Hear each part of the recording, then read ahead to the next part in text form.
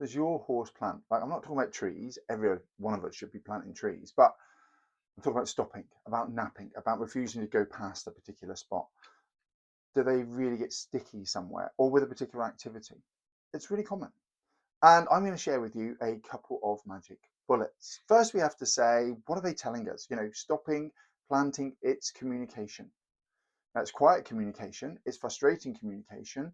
People often get really take it personally. He's just being naughty, he's being difficult, I'm frustrated, he's get cross with our animals because we feel like they should just walk out. We train them, they're there to just do that. If you have that mindset that you have a God-given right for your horse just to go wherever you tell them, you are always going to be on a hiding to nothing. You need to accept that this is a partnership and this large animal underneath you has a brain of their own who will determine sometimes that actually they're going to need to override what you're telling them. That's a partnership. And so we ask, what are they telling us? Are they nervous? Are they fearful? Can they see something we can't? Can they smell something we can't? Are they actually anticipating a problem just beyond that spot? Does that spot normally lead to a particular longer ride, which is uncomfortable because we've got issues with the saddle, with the bridle, with their back, with their feet? Have we put on extra weight and it's becoming more uncomfortable? What are we actually listening to hear? That planting is communication. And it might be, I don't trust you. It's the hardest one to accept. They might be telling you, you know what, there's an issue here. I don't feel heard. I don't think you can solve this problem, so I'm going to stop. And that is a way of dealing with it. They may be respectful enough not just to disappear, they might be anticipating to disappear. If your horse is turning and spinning and disappearing, they are definitely solving the problem for you. So, magic bullet number one is you get your big stick, you get your spurs or your heels and you jab it in and you give them a good whack. Anybody who's just taken a sharp intake of breath, I'm not recommending this, but this is what happens. And you can see the craziness of it. Got an animal that's communicating, we stop listening, just do as I say. Just ride past it, just move on. You're supposed to do that. Now, you're going to say, yeah, but for safety, Ben. Okay, pick a situation where there's a juggernaut coming and do whatever you've got to do to stay safe. I'd still personally get on and get off and move out the way that way. But I want to take that away from you. If you're going to use pain as a way of solving an issue, a question your animal is asking you, then what are they going to learn? At that spot, when I am most vulnerable, I feel pain, discomfort, loud noise, anxiety, fear, everything's created by the person on my back. And you might get forward movement if the level of their fear and anxiety is small enough, but you might also get backwards movement, sideways movement, upwards movement. You might get spinning around and disappearing into the distance with you hanging on. What you're certainly going to get is damage to the relationship and the long-term ability to be able to be trustworthy for your equine. Now, I'm not recommending the big stick and that magic bullet. If you want to go there, that's your choice, but I'm telling you it's dangerous for lots of reasons. I don't recommend it. I don't want you to do it. So what's the other magic bullet, Ben? The other magic bullet is to go why. Why do you feel the need to stop? Why do you feel the need to hesitate? Why do you not go past this point?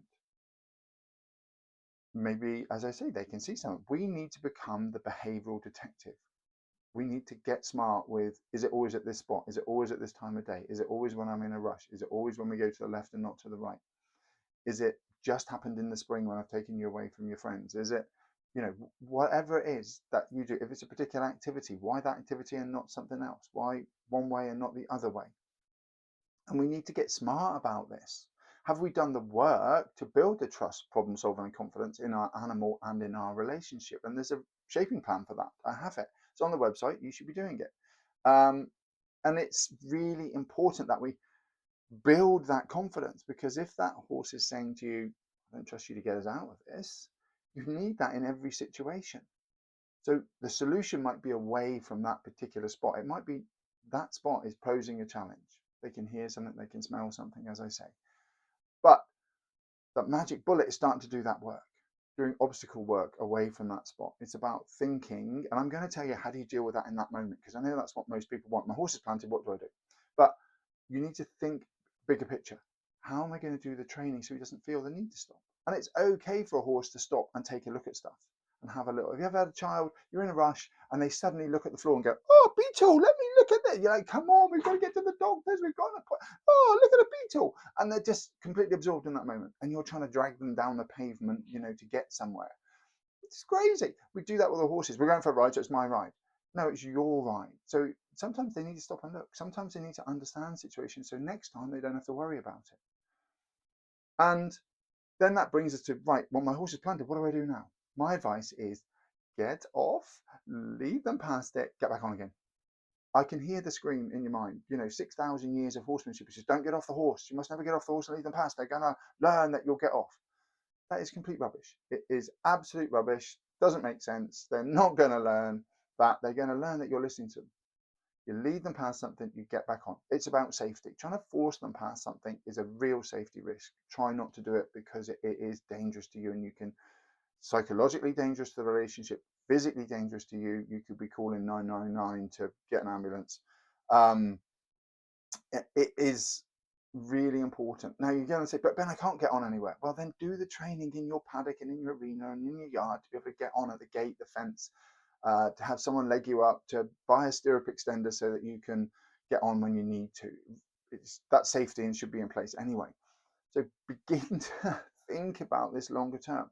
What the horse learns is, and if you want to get a tiny bit of forward movement or a little lean into it, you just hop off, you go, great, now I'm going to walk past and I'll get back on again. What you're saying, this isn't an issue. I'm listening to you, I've got you. And then you do the longer term work, the silver bullet, the magic bullet of beginning to do the long term approach. But you're actually just keeping safe. And you could probably go on your ride. Maybe you have to turn around and go home. Maybe today's not the day. We seem to think that, we take it personally when our horse doesn't want to go forward. We take it personally. We had a ride in mind. We get frustrated. The wiser action is to go, you know what? Not today. That happens with children. It happens with the dog. It happens with partners. You've got a plan, and you know what? You've got to back down. If you're going to get so stubborn that, yes, but you've got friends you're riding with, but then ride on. You turn, go home. Or just lead him past and go with them and see if you can get back on and carry on.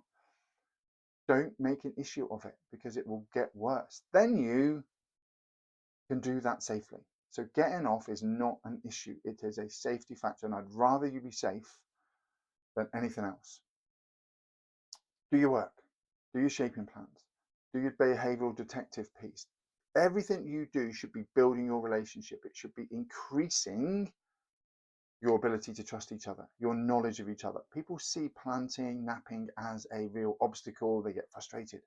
I think if you turn that around and see it as an opportunity to learn, an opportunity to grow.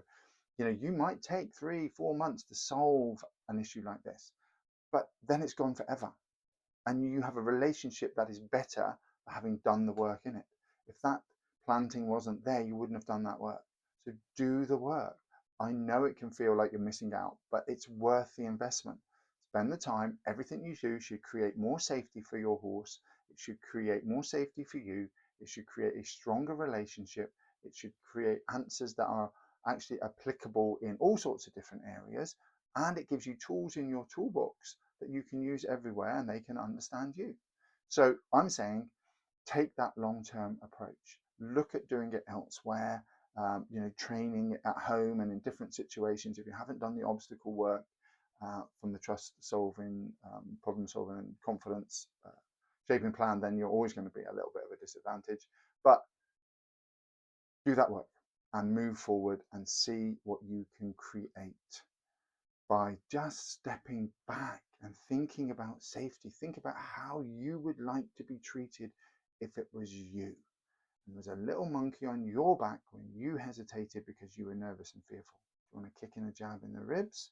Or do you want someone to say, hey, let's just go over here and then we'll carry on? Oh, what issue?